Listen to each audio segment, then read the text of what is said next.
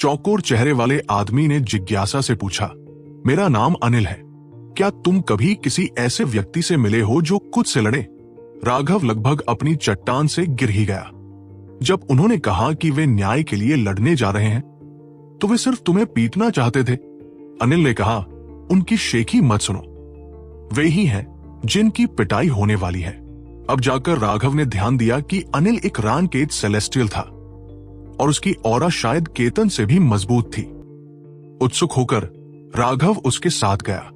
वो जानता था कि इस दिशा में एक घाटी थी, लड़ने के लिए एक खूबसूरत जगह। वहां की चट्टानें भी लाल थी, लेकिन वे उतनी चमकीली और भड़कीली नहीं थी जितनी उस प्रशिक्षण कक्ष की ईंटें जहां उसने अभी अपनी नरक जैसी यातना सही थी। यही कारण था कि हेवन स्प्लिटिंग बैटल सेक्ट के शिष्यों को इतना ज्यादा मांस खाना पड़ता था। ये उनके खोए हुए टून की भरपाई करने के लिए था। अनिल ने सहानुभूति से कहा, जब तुम आए तो मैं सेक्लूजन में था। जैसे ही मैं बाहर आया, मैंने सुना कि उन 7 पुराने भूतों द्वारा तुम्हारी देखभाल की जा रही थी। भाई, ये तुम्हारे लिए मुश्किल रहा होगा। राघव कड़वाहट से मुस्कुराया। ऐसा लग रहा था कि इन शिष्यों में से हर एक ने उसे देखकर यही बात कही थी। वे 7 भूत सब दुष्ट हैं। मेरे परिवार वाला तो खास तौर पर शातिर है। मुझे तो पता भी नहीं कि उसने मुझे कितनी बार पीटा है, लेकिन एक बार जब मैं अपना दांव हासिल कर लूंगा तो मैं यकीनन उसे उसके सारे कर्ज चुका दूंगा। अनिल ने अपने दांत भींचे। वो साफ तौर पर एक अत्यंत दयनीय अनुभव से गुजरा था।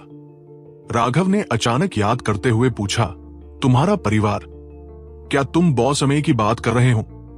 उनके उपनाम एक ही थे। और कौन? अनिल ने नफरत से कहा। राघव स्पीचलेस था। ऐसा लग रहा था कि बॉस अमे अपने ही परिवार के बच्चों के साथ और भी ज्यादा बेरहमी से पेश आता था। लेकिन फिर इसके बारे में सोचते हुए, बेशक वो बेरहम था। जो लोग बेरहम नहीं होते थे वे ऐसी ऊंचाइयों तक नहीं पहुंच पाते थे।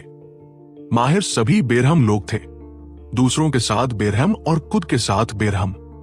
अनिल ने कहा, हेवन स्प्लिटिंग बैटल सेक्ट में सिर्फ केतन और मैं ही रैंक-8 सेलेस्टियल्स हैं। हम में से हर एक को दूसरे शिष्यों की चुनौतियों को स्वीकार करना पड़ता है, इसलिए हम हर महीने बारी बारी से करते हैं। पिछले महीने केतन की बारी थी उनकी चुनौतियों को स्वीकार करने की, और इस महीने मेरी बारी है। ये कड़वी लड़ाई होने वाली है, लेकिन मैं उन्हें इतनी आसानी से नहीं जीतने दूंगा। वे दोनों घाटी पहुंचे। ये घाटी चट्टानों से ढकी हुई थी जो लाल रंग में रंगी हुई थी। वो खून का रंग था। माहिरों का खून एक उत्कृष्ट रंग था जो लंबे समय तक फीका नहीं पड़ता था। यह उस बात का निशान था जो गुजर चुका था। जब राघव ने इन लाल चट्टानों को देखा तो उसे डेजा वू, पहले देखा हुआ, का एहसास हुआ। इसने उसे उन निशानों की याद दिलाई जो उसने अभी अभी प्रशिक्षण कक्ष में छोड़े थे। वे दोनों अभी अभी पहुंचे ही थे कि इकट्ठे हुए कई शिष्यों ने तुरंत दहाड़ लगाई, भाइयों, हमला, अनिल को पीटो। हजारों एलीट शिष्य एक पल में हमला करने लगे। मैं आज तुम सबको पीटूंगा। अनिल भी आगे बढ़ा, उन पर हमला करते हुए। बैन, आया, धिक्कार है। मांस पर मुक्कों के लगने की आवाजें दयनीय चीखों और गालियों के साथ गूंज उठीं।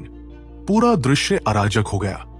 जिस बात ने राघव को चौंका दिया वो ये थी कि अनिल वास्तव में शक्तिशाली था। वे रैंक 7 सेलेस्टियल्स सभी एक ही मुक्के से दूर हो गए और रैंक 6 सेलेस्टियल्स लहरों में पीछे हट गए। और फिर भी वे बहुत ज्यादा थे और वे सिर्फ भौतिक शरीरों के साथ प्रतिस्पर्धा कर रहे थे। ये बिना किसी तकनीक के एक बर्बर लड़ाई थी। बहुत जल्दी अनिल भीड़ में डूब गया। बस थोड़ी देर में राघव ने अनिल को यहां अपना निशान छोड़ते हुए देखा। अरे, एक पल रुको, मैं सिर्फ देखने आया हूं। राघव अचानक चिल्लाया जब उसने कुछ लोगों को उसकी तरफ देखते देखा। भाई, मदद करो, यहां एक और है। रैंक 6 सेलेस्टियल्स में से एक ने अभी अभी चिल्लाना शुरू ही किया था कि राघव ने उसे एक मुक्के से बेहोश कर दिया, लेकिन वह अभी भी काफी ध्यान आकर्षित करने में कामयाब रहा था। राघव की मुट्ठी ने दुश्मनी स्थापित कर दी थी, क्योंकि बहुत ज्यादा लोग थे। उनमें से कई अनिल तक नहीं पहुंच पाए।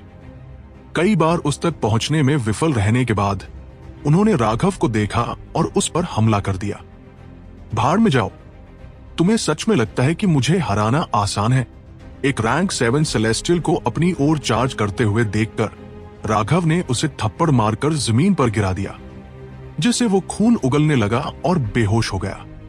दर्जनों विशेषज्ञ भी उस पर चार्ज कर रहे थे। राघव के एक ही मुक्के से वे केवल हवा के झोंके से ही पलट गए। यह कोई बैटल स्किल नहीं थी, बल्कि शुद्ध शक्ति थी। एक मुक्के ने अधिकांश को पीछे कर दिया और 3 मुक्कों के बाद उसके आसपास कोई बचा नहीं था। मुझे लगता है कि हम यहां अनिल को पीटने आए थे और हमें उस पर ध्यान देना चाहिए। उनमें से एक ने खुद को बाहर निकलने का एक रास्ता दिया, मुड़कर अनिल की ओर भाग गया। दूसरों ने उन गरीब लोगों को देखा जिन्हें राघव ने बेहोश कर दिया था और अनिल के लिए भी जाने का फैसला किया। फिलहाल किसी ने भी राघव के पीछे जाने की हिम्मत नहीं की। अनिल की तुलना में वह बहुत निर्दयी था। राघव भी चौंक गया था। पिछले कुछ दिनों से उसे 7 बॉस द्वारा बुरी तरह से पीटा गया था और उसे ये एहसास नहीं हुआ था कि उसकी शक्ति कितनी बढ़ गई है। उसने स्वाभाविक रूप से उस समय की अपनी लड़ाई की स्थिति बाहर लाई थी और अब उसने तुरंत अंतर देखा। वो मार व्यर्थ नहीं गई। मेरा खुद का भौतिक शरीर मेरी अपेक्षाओं से आगे निकल गया है। राघव ने आश्चर्य से अपनी हथेली को देखा। एक एकल मुक्के की हवा एक जादुई कला के तुलनीय थी। उसकी शक्ति एक भयानक स्तर पर पहुंच गई थी। राघव शांति से देखता रहा। 2 घंटों के बाद लड़ाई अनिल को छोड़कर सभी के ढहने के साथ समाप्त हुई। वो सिर उठाए खड़ा था और हंस रहा था, लेकिन इस समय अनिल के कपड़े फटे हुए थे और उसका चेहरा नीला और सूजा हुआ था। उस पर काफी खून था, जिससे वो घायल दिखाई दे रहा था। इसे एक दर्दनाक जीत कहा जा सकता था। पिछले कुछ दिनों के उसके अनुभव के अनुसार वे निशान अनिल के शरीर पर कम से कम 3 दिनों तक रहेंगे।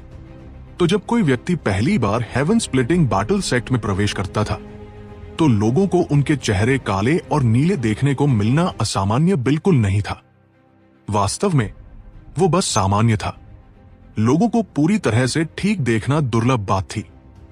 अनिल की जीत के जश्न के रूप में राघव ने बढ़िया शराब के 2 जग निकाले, केतन के साथ भी पीते हुए। पहले वे दोनों पालियों में काम करते थे और हर 10 दिनों में शिष्यों द्वारा उनमें से एक को चुनौती दी जाती थी। इस तरह की तीव्र लड़ाई हेवन स्प्लिटिंग बैटल सेक्ट में एक परंपरा थी। लेकिन जब राघव और अनिल ने केतन को ढूंढा, तो राघव हैरानी से उछल पड़ा। केतन खून से लथपथ था। उसकी कई हड्डियां टूटी हुई थी। वह एक पत्थर के बिस्तर पर दर्द से कराहते हुए लेटा हुआ था। क्या ये किसने किया? राघव चिल्लाया। तुम्हें पूछने की जरूरत नहीं है। उन पुराने भूतों के अलावा कौन इतना भारी हाथ होगा? अनिल ऐसी नजारे का आदी था और उसने अपनी स्पिरिचुअल युवन से केतन की हड्डियों को फिर से जोड़ने में मदद करने के लिए हाथ बढ़ाया। धीरे धीरे केतन ने अपने दांत भींच लिए। राघव के पास उसके लिए औषधीय गोलियां थी, लेकिन उसने उसे नहीं दी। हेवन स्प्लिटिंग बैटल सेट के शिष्य बैटल गॉड सेक्रेड कैनॉन की खेती करते थे। उसी खेती की तकनीक वाले लोगों से आने वाली चोटें एक तरह का उत्प्रेरक थी। जब उनके वरिष्ठ उन्हें पीटते थे, तो मुख्य कारण उनकी बढ़ने में मदद करना था। हालांकि इस तरह की बढ़ने की प्रक्रिया दूसरों को निःशब्द कर देती थी। राघव को यकीन था कि हेवन स्प्लिटिंग बैटल सेक्ट का हर शिष्य बाहरी दुनिया के तथाकथित कुलीनों से सिर्फ एक स्तर ज्यादा मजबूत नहीं था। हालांकि 2 लोग रैंक 5 सेलेस्टियल्स हो सकते थे। हेवन स्प्लिटिंग बैटल सेक्ट के रैंक 5 सेलेस्टियल्स उसी रिल्म में अन्य संप्रदायों के रैंक 5 सेलेस्टियल्स को आसानी से मार देंगे। ये बैटल गॉड सेक्रेड कैनन की शक्ति थी। चाहे वह चोटें खुद हों या दर्द, वे उनकी क्षमता को उत्तेजित करने के लिए अच्छे थे। अगर राघव ने केतन को दर्द कम करने के लिए एक औषधीय गोली दी होती, तो ये मार व्यर्थ चली गई होती। केवल 2 घंटों के आराम के बाद ही केतन बैठ सका। उसके मुंह से शाप निकलने लगे। तभी राघव को पता चला कि उसे पीटने वाला 4th बॉस था। राघव, ये शराब अद्भुत है, केतन और अनिल ने खुशी में चिल्लाया। केतन तुरंत अपना पिछला उदासपन भूल गया। राघव ने उन्हें जो पीने के लिए दिया, उसमें से अधिकांश वह शराब थी जो उसने और अनुराधा ने पहली बार वाइन गॉड पैलेस में ठगी की थी। ये किसी की खेती के लिए उतना लाभदायक नहीं था, इसलिए राघव इसे यादृच्छिक रूप से पीने के लिए निकाल सकता था। जहां तक उनके द्वारा परिष्कृत की गई नई औषधीय शराबों का सवाल है, राघव उन्हें ड्रैगन ब्लड लीजन के लिए छोड़ रहा था। उन्हें इस तरह बर्बाद नहीं किया जा सकता था, लेकिन इसके बावजूद वाइन गॉड पैलेस की शराब अविश्वसनीय रूप से दुर्लभ थी और केतन और अनिल को लगा जैसे वे तैरने वाले हैं। राघव, तुम्हें एक्सुएंशन दाओ सेक्ट वापस जाने के बजाय यही रहना चाहिए। अपने भाइयों के साथ यहां रहना बाहरी दुनिया में मूर्खतापूर्ण साजिशों से निपटने से 100 गुना बेहतर नहीं होगा। अनिल ने प्रस्ताव दिया। हाँ, तुम्हें रहना चाहिए। हम तीनों खेती पर कड़ी मेहनत कर सकते हैं और फिर हम उन पुराने भूतों को जल्दी से हरा देंगे।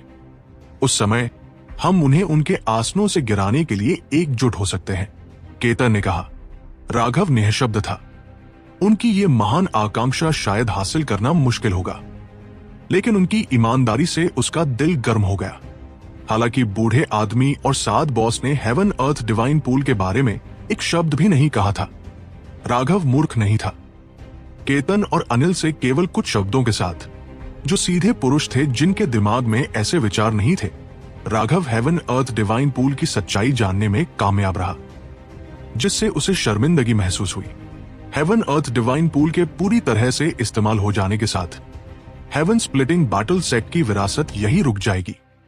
उसके लिए हेवन स्प्लिटिंग बैटल सेक्ट ने अपने अंतिम दैवीय झरने का उपयोग कर लिया था। इस तरह की दयालुता बहुत महान थी, इतनी महान कि उसे चुकाने का कोई रास्ता नहीं था।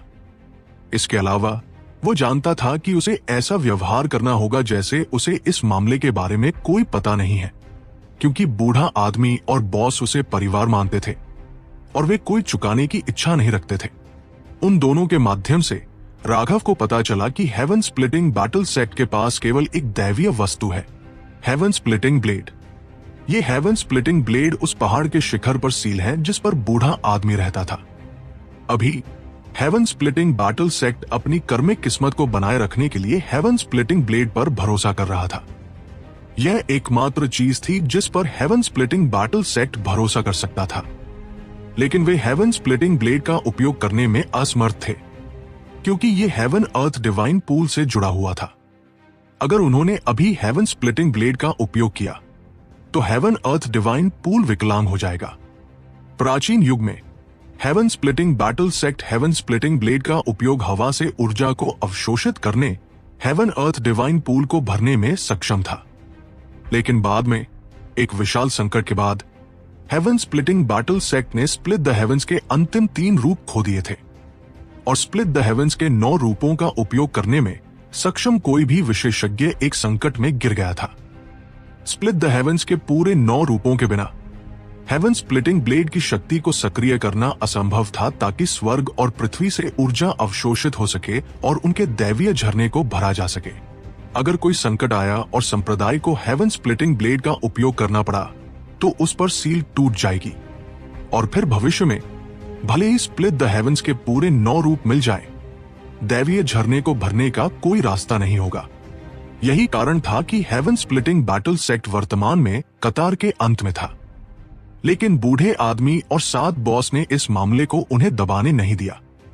वे उसी तरह जीते और खाते रहे जैसे वे थे। हेवन स्प्लिटिंग बैटल सेक्ट के जीवन और मृत्यु की परवाह नहीं करते थे। आसमान गिरने पर भी खड़े होने की हिम्मत रखने का यह रवैया प्रशंसनीय था। लेकिन अंत में राघव इस बारे में माफी महसूस करता रहा।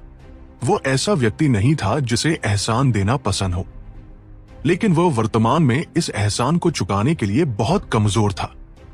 वो केवल बाद तक इंतजार कर सकता था। आओ, आज की जीत के लिए जाम उठाते हैं। अनिल ने शराब का अपना कटोरा उठाया और उसे उनके कटोरों से छुआ। कुछ कटोरे शराब गले से नीचे जाने के बाद केतन ने पूछा, राघव, क्या तुम जानते हो कि मेरा पसंदीदा रंग क्या है? नहीं, राघव ने अपना सिर हिलाया। मेरा पसंदीदा रंग लाल है, क्योंकि जब मेरे परिवार का बॉस मुझे पीटता है तो मुझे बस खून दिखाई देता है। केवल एक बार जब मैं पर्याप्त खून देखता हूं तभी वो रुकता है। केतन ने कड़वाहट से मुस्कुराया। हालांकि ये थोड़ा बढ़ा चढ़ाकर कहा गया था। राघव जानता था कि वह क्या कह रहा था। हेवन स्प्लिटिंग बैटल सेट के बॉस वास्तव में निर्दयी थे, लेकिन उनके पास अपने दुख भी थे। तो क्या तुम जानते हो कि मेरा भाग्यशाली रंग क्या है? अनिल ने पूछा। क्या? पीला। क्यों? क्योंकि जब वह साथी मुझे पीटता है तो वह तब तक नहीं रुकता जब तक वो मुझ में से पेशाब नहीं निकाल देता। अनिल हंस पड़ा।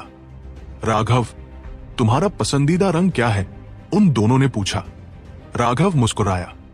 जो तुमने वर्णन किया है उसके अनुसार मेरा पसंदीदा रंग काला होगा, क्योंकि वे 7 बॉस तब तक नहीं रुकते जब तक मुझे सब कुछ काला नहीं दिखाई देता। वे तीनों ने एक दूसरे को देखा और हंसे।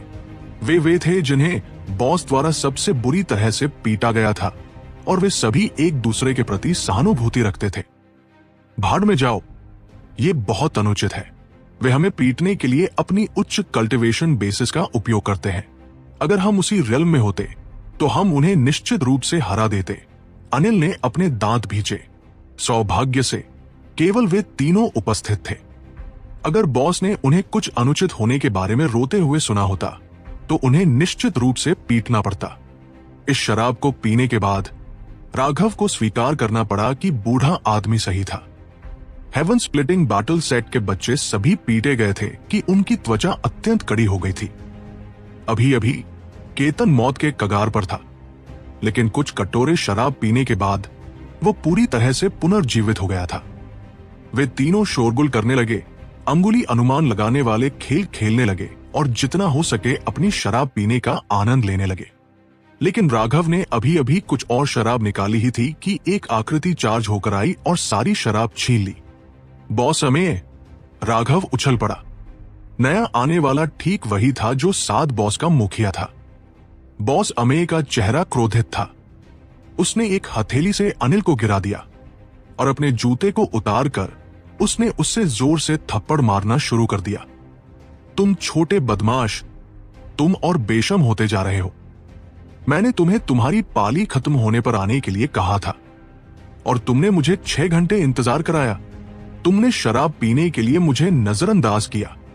बॉस अमेय ने अनिल के नितंब पर बार बार अपने जूते से मारा, जिससे वो करहाने लगा। क्या मैं बस भूल नहीं गया? तुम बेशर्म चीज, अगर तुम्हें मुझे पीटना है तो पीटो। तुमने हमारी शराब चुराने की हिम्मत कैसे की? अनिल एक रैंकेज सेलेस्टियल हो सकता है, लेकिन वो बॉस अमेय के हाथों में एक पकड़े हुए मुर्गे जैसा था, हिलने में भी असमर्थ। लेकिन एक आदमी के रूप में अपने परिवार के बॉस के सामने भले ही वो उसे नहीं हरा सकता था, वो उसे कोस सकता था। लड़के, तुम पलटकर बात करने की हिम्मत करते हो। आज मैं तुम्हें तब तक पीटूंगा जब तक तुम ये नहीं समझ लेते कि गुलाब लाल क्यों होते हैं। अनिल ने जोरदार वार करना शुरू कर दिया। बॉस अमेय, ये राघव देख नहीं सका। ये बहुत बेशर्म था। उसने न केवल एक बच्चे की शराब चुराई, बल्कि उसने उस बच्चे को बोलने भी नहीं दिया। ओह राघव, तुम कुछ कहना चाहते हो? अगर तुम माफी मांगने की हिम्मत करते हो तो मैं आप गलत समझ रहे हैं। मेरा मतलब तो बस ये था कि आपने अनिल के नितंबों को इतना पीट दिया है कि वे सुन्न हो गए होंगे। जारी रखने से पहले आपको उसे पलट देना चाहिए। राघव ने मुस्कुराते हुए सिर हिलाया। फिर उसने माफी भरे लहजे में अनिल से कहा, माफ करना भाई, मैं तुम्हारी इतनी ही मदद कर सकता हूं। राघव, तुम कमीने! अनिल क्रोधित हुआ, लेकिन उसने जल्दी महसूस किया कि राघव एक हाथ से उसे एक अजीब इशारा कर रहा था, और फिर वो शांत हो गया। जिस कोण से बॉस अमेय कुछ भी नहीं देख सकता था वहां, जबकि राघव बॉस अमेय को सम्मानपूर्वक झुककर नमस्ते कर रहा था, उसने अपने दूसरे हाथ से केतन को भी एक इशारा किया। यह देखकर केतन तुरंत समझ गया। दांत भींचकर जैसे ही बॉस अमेय अनिल को पीटना जारी रखने वाला था, उसने अचानक अपनी चौड़ी तलवार निकाली और उसे बॉस अमेय पर काट दिया। छोटे बच्चे, तुम्हारी हिम्मत कैसे हुई? बॉस अमेय गुस्से में हंसा। उसने केतन की चौड़ी तलवार पर एक हथेली मारी। वे तीनों इस हथेली की शक्ति से परिचित थे। अगर लगती तो केतन कितनी दूर उड़ता, ये अज्ञात था। लेकिन जैसे ही बॉस अमेय ने हमला किया, एक भयंकर और ठंडा सेबर ऊर्जा अचानक बाहर निकला। Split the heavens 4। तुम कमीने, तो ये तुम ही थे शुरू से। बॉस अमेय का दिल दहल गया। राघव का हमला बहुत तेजी से आ रहा था। इस चाल के लिए उसका कास्ट टाइम बेहद कम था और ये केतन की चौड़ी तलवार के साथ एक ही समय में उस पर कट रहा था। बॉस अमेय को यह अकल्पनीय लगा कि राघव स्प्लिट द हेवंस का चौथा रूप इतनी जल्दी उपयोग कर सकता है। फिर भी तुम अभी आसमान को पलट नहीं सकते। हालांकि बॉस अमेय को समझ नहीं आया कि वह ये कैसे कर पाया। बॉस अमेय हंसा और एक हाथ से अनिल को पकड़े हुए, जो हथेली वह केतन की ओर भेज रहा था, वो अब राघव की तलवार चुई सेबर इमेज की ओर मुड़ गई। वह जानता था कि यह चाल कितनी शक्तिशाली थी। 2 धमाके गूंजे। पहला केतन की चौड़ी तलवार का लगा। जब वो बॉस अमेय के कंधे पर लगी तो उसने पलक भी नहीं झपकाई, लेकिन केतन पीछे उड़ गया। दूसरा धमाका तब आया जब बॉस अमेय ने राघव के सेबर ऊर्जा को तोड़ा, लेकिन उसने जल्दी ही पाया कि कुछ गड़बड़ थी। इस कट में स्प्लिट द हेवंस के चौथे रूप की हवा थी, लेकिन इसमें उसकी कोई शक्ति नहीं थी। जब तक उसने प्रतिक्रिया दी, राघव का पैर जोर से उसके नितंबों की ओर लग चुका था। बच्चे, लगता है तुम्हें छड़ी की जरूरत है। बॉस अमेय क्रोधित था। पूरे हेवन स्प्लिटिंग बैटल सेक्ट के भीतर जो एकमात्र व्यक्ति उसके नितंबों पर लात मारने की हिम्मत करता था, वो बूढ़ा आदमी था। अगर उसने इसे लगने दिया तो उसे शर्म के मारे खुद को दबाने के लिए तोफू का एक टुकड़ा ढूंढना पड़ेगा। अचानक उसने अपना शरीर मोड़ा। वह चकमा देने वाला था, लेकिन अनिल, जो अभी भी उसकी पकड़ में था, ने अचानक उसके पैरों को कसकर पकड़ लिया। बॉस अमेय क्रोधित था। अगर अनिल उसका दुश्मन होता तो वह आसानी से अपनी आभा कूटने देता और उसे मार डालता, लेकिन अनिल उसका वंशज था और उसे मारने का कोई रास्ता नहीं था। यही एकमात्र कारण था कि अनिल ने इस तरह की बेशर्म चाल का उपयोग करने की हिम्मत की। राघव की लात बस लगने ही वाली थी। लाचार होकर बॉस अमेय केवल किनारे की ओर मुड़कर चकमा दे सका। मुड़ने की क्रिया ने अनिल को भी दूर उड़ा दिया। बॉस अमेय जमीन पर लुढ़क गया। उसके दर्जे के किसी व्यक्ति के लिए यह पहले ही हार माना जा सकता था। वो खुश होकर मुस्कुराए बिना नहीं रह सका। आज इन 3 बच्चों ने आसमान को पलटने की हिम्मत की थी। अनिल ने खुद को स्थिर किया और बॉस अमेय पर अपना सबसे मजबूत हमला मुक्त किया। एक साथ हमला करो, इस बेशर्म कमीने को काट डालो। अनिल ने पहले ही सावधानी को हवा में फेंक दिया था। किसी भी हाल में उसके लिए पिटाई से भागने का कोई रास्ता नहीं था। पूरी ताकत से लड़ना बेहतर था। केतन ने भी अपनी सबसे मजबूत चाल मुक्त की, जिसे वह थोड़ी देर से तैयार कर रहा था। उसी समय राघव ने भी कार्रवाई की। उसके चारों ओर बैंगनी लपटें अस्तित्व में आई और एक लॉ ब्लेड पकड़े हुए उसने बॉस अमेय पर हमला किया। इन 3 युवाओं को इतनी भयंकर शक्ति के साथ हमला करते देखकर बॉस अमेय ने प्रशंसा में सिर हिलाया। हालांकि उनकी खेती कम थी, जिससे उनकी युद्ध शक्ति सीमित थी। इस तरह की अदम्य इच्छा अभी भी अतुलनीय रूप से तेज थी। यह विशेषज्ञों के लिए सबसे महत्वपूर्ण चीज थी।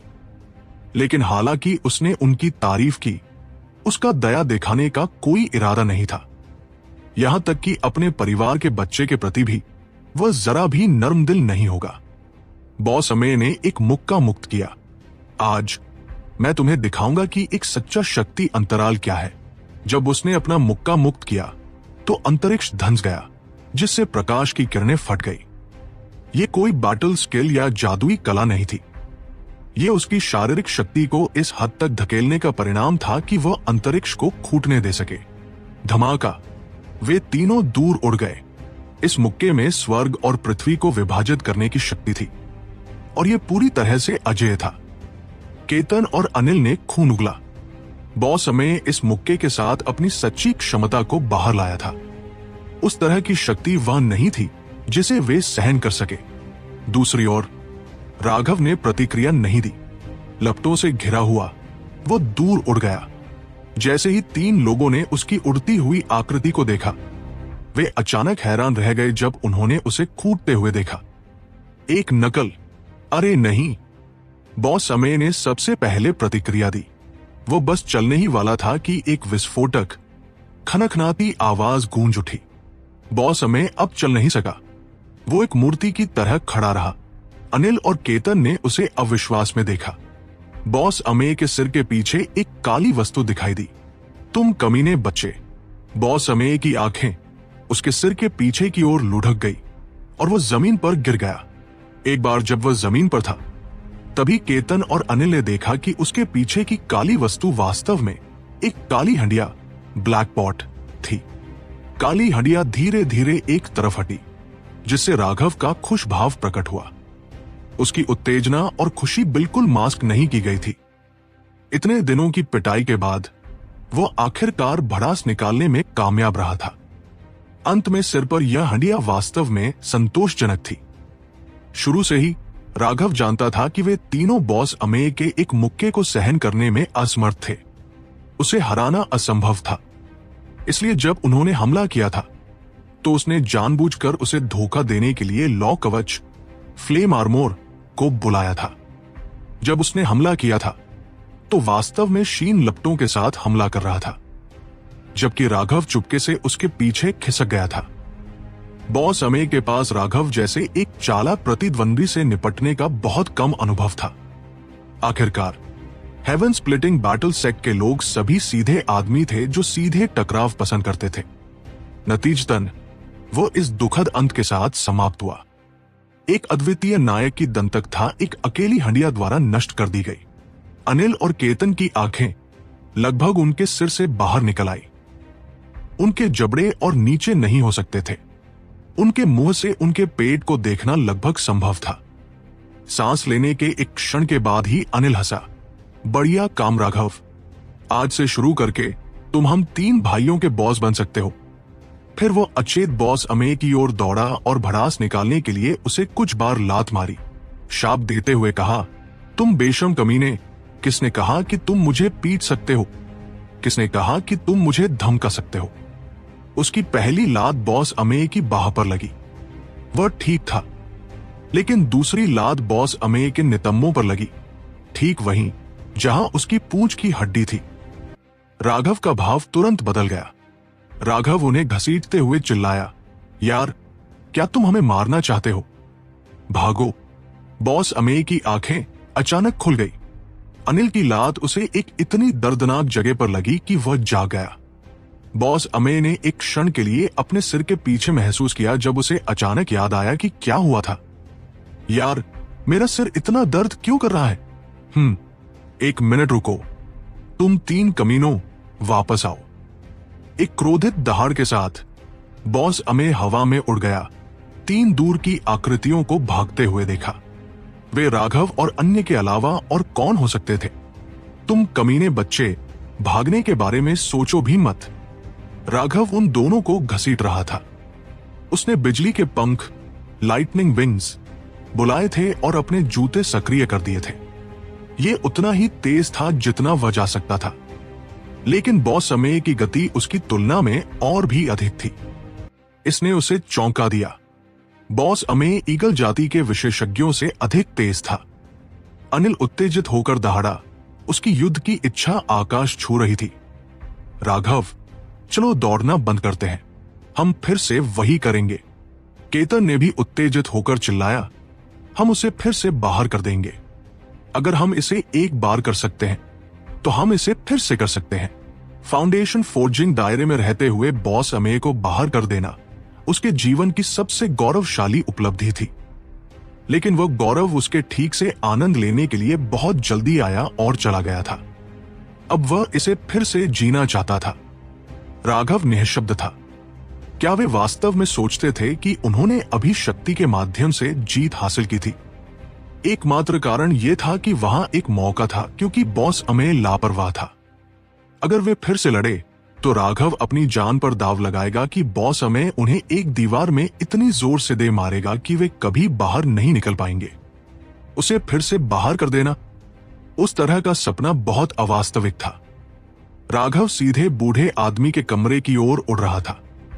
बूढ़े आदमी, कोई मुझे धमकाने की कोशिश कर रहा है, अपने आधिकारिक पद का दुरुपयोग कर रहा है। राघव पहाड़ की चोटी पर हमला किया। एक बार जब वह लकड़ी के कमरे पर था तो उसने बूढ़े आदमी को एक छोटे कप से शराब पीते हुए देखा। उसकी आंखें बंद थी क्योंकि वो उच्च पुरोहित की शराब में निहित स्वर्गीय दावों को समझने की कोशिश कर रहा था। हेवन स्प्लिटिंग बैटल सेट के साधारण शिष्यों को स्वर्गीय दावों को समझने की जरूरत नहीं थी। केवल उस बूढ़े आदमी के स्तर तक पहुंचे किसी व्यक्ति को ही आगे बढ़ने के लिए इसकी जरूरत होगी। इसीलिए बूढ़े आदमी ने उच्च पुरोहित की शराब साझा करने से इनकार कर दिया था। बॉस अमेय की आंखें लाल थी क्योंकि वो उन तीनों का पीछा कर रहा था।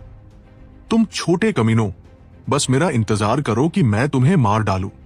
लेकिन इससे पहले कि वह करीब भी पहुंच पाता, उसे एक काली छड़ी से हवा में उड़ा दिया गया। बूढ़े आदमी ने घृणा से कहा, तुम इतने बेशर्म कैसे हो सकते हो? 3 बच्चों द्वारा बाहर किए जाने के बाद तुम्हें बदला लेने में बहुत शर्मिंदगी महसूस नहीं होती? इस समय अन्य बॉस भी आकर्षित हो गए थे। यह सुनकर कि बॉस अमेय को 3 बच्चों ने बाहर कर दिया था, वे सभी हंसे, जिससे बॉस अमेय का क्रोध बढ़ गया। 7th बॉस हंसा, बूढ़े आदमी, तुम वास्तव में बूढ़े हो गए हो। तो तुम्हें कुछ बच्चों ने भी योजनाबद्ध तरीके से हरा दिया।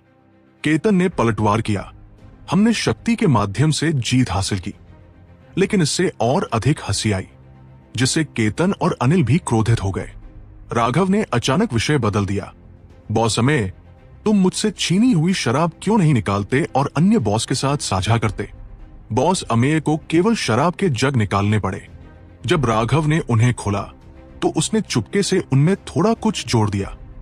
बूढ़ा आदमी अचानक मुस्कुराया, सिर हिलाते हुए उसने कुछ नहीं कहा। वह गड़बड़ी बूढ़े आदमी द्वारा आसानी से दबा दी गई थी। दर्जनों जग वाइन के साथ शांति स्थापित होने पर उस मामले को टाल दिया गया। लेकिन बॉस अमेय अभी भी बेहद नाखुश थे। बाकी बॉसेस सभी उन्हें इस बात पर चिढ़ा रहे थे। उन्होंने आज सचमुच बेइज्जती झेल ली थी।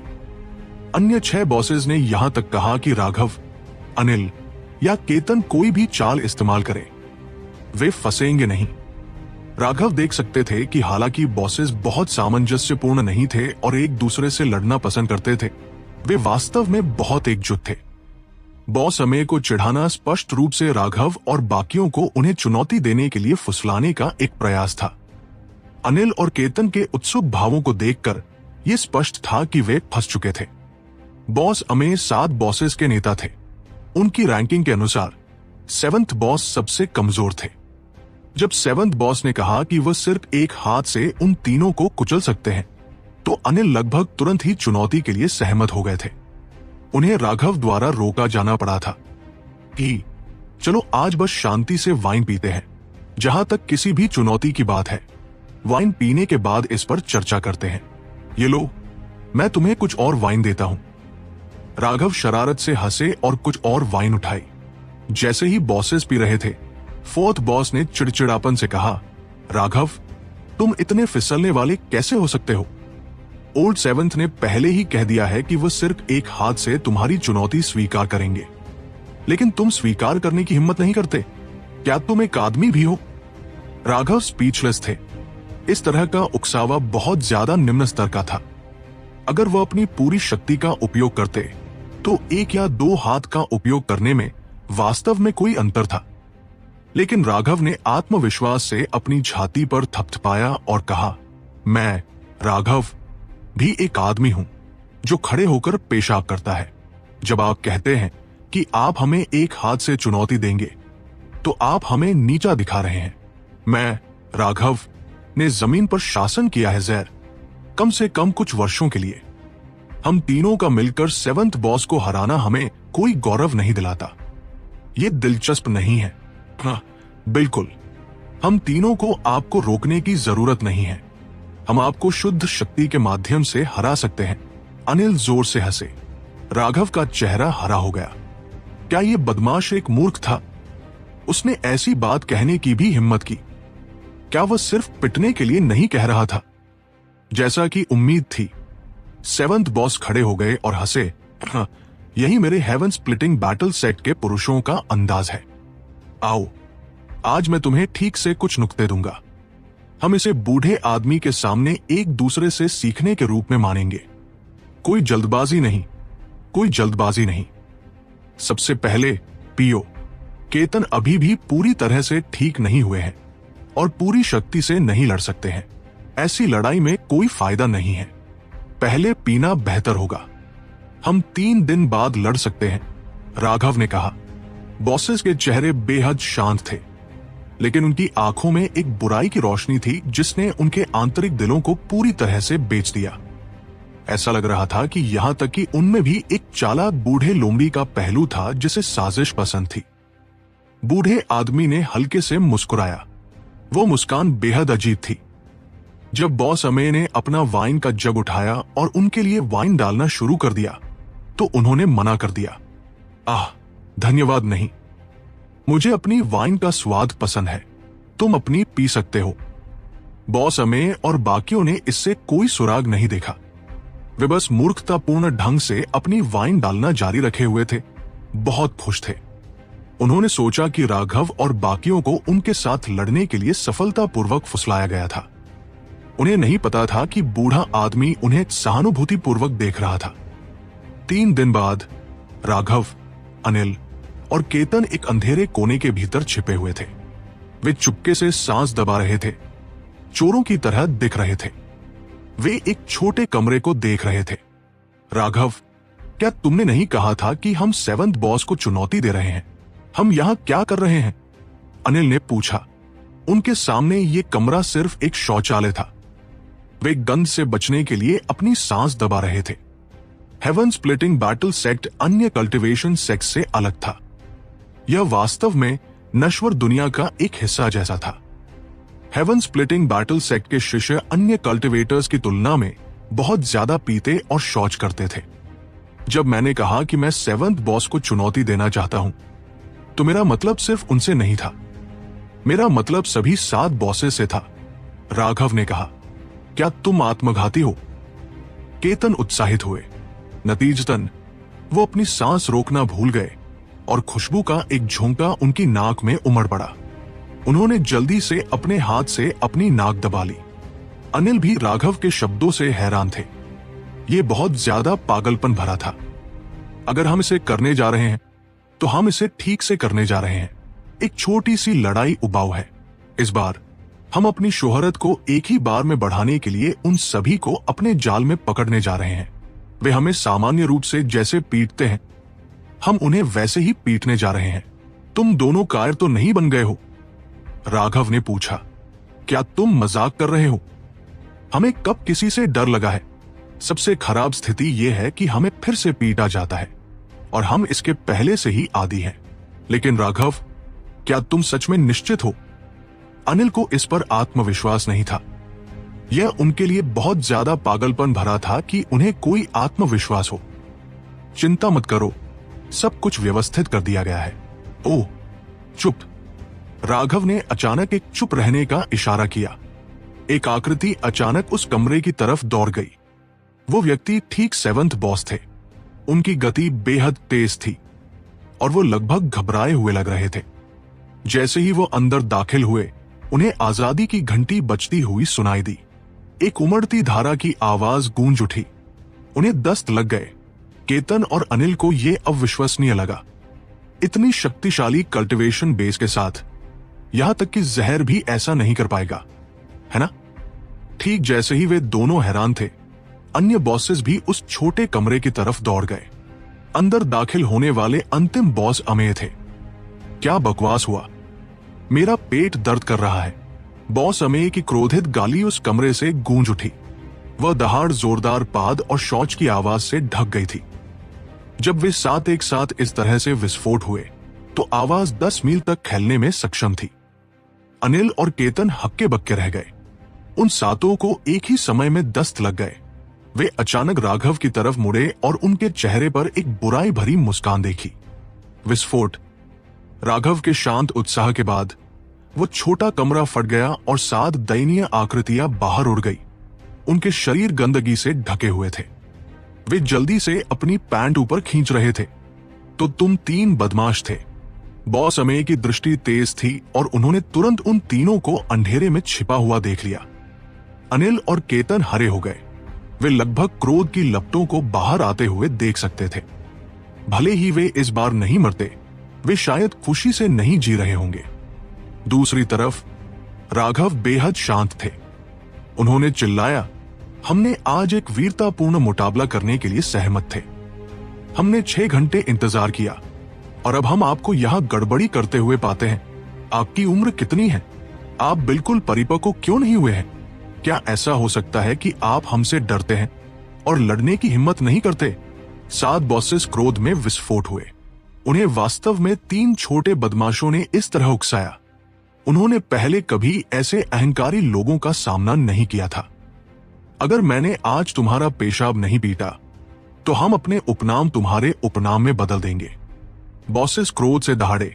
इन 3 बेकाबू बदमाशों को एक सबक सिखाने ही वाले थे। सच कहूं तो पिछली बार इतना पीने के बाद वे सभी बेहोश हो गए थे और सीधे 3 दिन तक सोए थे। अगर उनके पेट में तीव्र दर्द नहीं होता तो वे जागते नहीं। उन्हें अभी भी नहीं पता था कि राघव ने उन्हें दी गई वाइन में कुछ मिला दिया था। राघव की कीमिया कलाओं और वाइन गॉड पैलेस की वाइन की ऊर्जा के साथ वो अभी भी उन पर एक प्रभावी चाल चलने में सक्षम थे।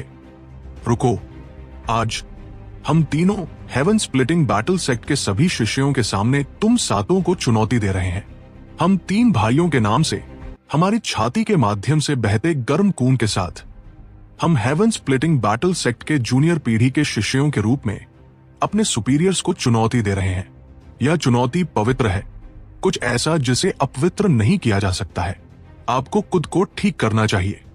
हम तीनों टेम्पेस्ट ड्रैगन पीक के ऊपर इंतजार करेंगे, राघव ने चिल्लाया। 7 बॉसेस ने अपने शरीरों पर गंदगी को देखा और उनका क्रोध लगभग नियंत्रण से बाहर फूट पड़ा। लेकिन इस तरह से रहना बहुत शर्मनाक था और वे जल्दी से साफ करने के लिए दौड़ गए। टेम्पेस्ट ड्रैगन पीक बूढ़े आदमी के रहने वाले पहाड़ के अलावा हेवन स्प्लिटिंग बैटल सेक्ट का सबसे ऊंचा पहाड़ था। ये एक क्रोधित ड्रैगन जैसा था जो अपने क्षेत्र में कुंडलित था, जहां से इसे अपना नाम मिला। अब टेम्पेस्ट ड्रैगन पीक लोगों से भरा हुआ था। हेवन स्प्लिटिंग बैटल सेक्ट के सभी विशेषज्ञ दौड़कर वहां आ गए थे। आज कुछ बड़ा हुआ था।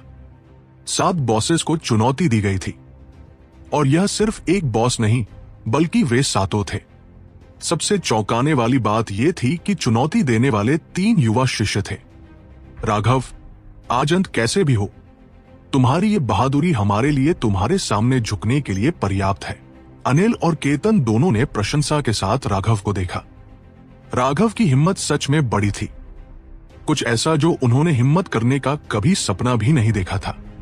वो वास्तव में उनके नेतृत्व में वास्तविकता बन गया था। भले ही वे आज विफल हो जाए, कोई भी उन पर नहीं हंसेगा। इसके बजाय वे बॉसेस को चुनौती देने के लिए लगे साहस की प्रशंसा करेंगे। आखिरकार हर कोई ऐसी आत्मघाती चीज करने की हिम्मत नहीं करेगा। इसके लिए सिर्फ बहादुरी की जरूरत नहीं थी। सबसे महत्वपूर्ण बात, अगर उनका प्रदर्शन पर्याप्त रूप से शानदार था तो वे हेवन स्प्लिटिंग बैटल सेक्ट के शिष्यों के नायक बन जाएंगे। तो चाहे कुछ भी हो, वे यकीनन हेवन स्प्लिटिंग बैटल सेक्ट के इतिहास में दर्ज हो जाएंगे। भले ही उन्हें पीट कर मार दिया जाए, वे फिर भी नायक बने रहेंगे। अनिल और केतन को पहले ही अनगिनत बार कुत्तों की तरह पीटा गया था। वे पहले ही इसके आदी थे, लेकिन यह पहली बार था जब उन्हें पूर्ण नायकों के रूप में पीटा जा रहा था। इसलिए उन्होंने वास्तव में राघव के प्रति प्रशंसा में झुकना शुरू कर दिया। इस समय वे तीनों टेम्पेस्ट ड्रैगन पीक के ऊपर खड़े थे। उनकी आभाएं इसके चारों ओर उमड़ रही थी।